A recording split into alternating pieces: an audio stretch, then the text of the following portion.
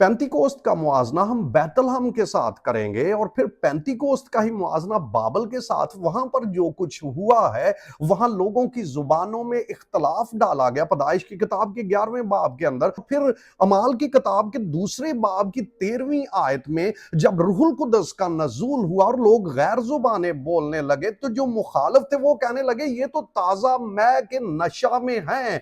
मैं मै का और रूहुल कुदस का भी आपस में मुआजना करूंगा। बैतलहम का और पेंतिकोस्त का मुआजना सबसे पहले करते हैं। बैतलहम वो जगह है जहां खुदा ने अपने बेटे के लिए एक बदन तैयार किया। अब्रानियों का 10वां बाब उसकी 5वीं आयत में लिखा है कि मैंने अपने लिए एक बदन तैयार किया। पेंतिकोस्त वो जगह है जहां पर 120 लोगों के ऊपर रूहुल कुदस आकर ठहरा, यानी वो जगह जहां पर रूहुल कुदस के लिए बदन तैयार किया गया।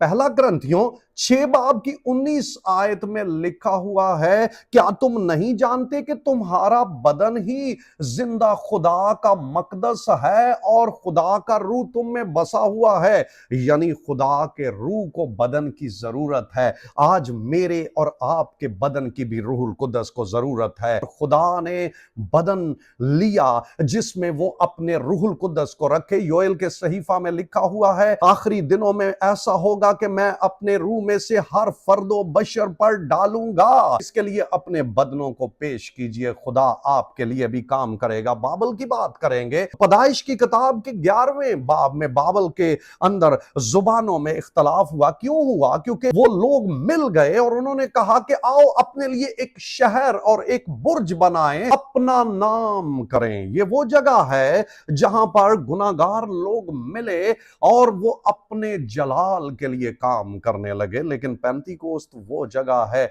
जहां पर नजात याफ्ता लोग मिले। उन्होंने खुदा के जलाल के लिए वेट किया कि खुदा का जलाल उन पर नुमाया हो। ये जगहों का मुआजना है। बाबल वो जगह है जहां पर जुबानों में इख्तलाफ हो गया और लोगों की जुबानें एक ना रहीं। लेकिन पेंतिकोस्त वो जगह है जहां पर हर एक को यह सुनाई देता था कि ये मेरी ही बोली बोल रहे हैं। खुदा ने वहां पर जुबानों को एक कर दिया। बाबल वो जगह है जहां से लोग बिखर गए और पूरी दुनिया में खुदा ने उनको स्कैटर कर दिया। पेंतिकोस्त वो जगह है जहां पर खुदा ने लोगों को मिला दिया है। लोग जोक दर जोक उनमें मिलते गए। इफसियों का खत पहला बाब उसकी 10वीं आयत के मुताबिक खुदा हर एक कौम में से आसमान के तले लोगों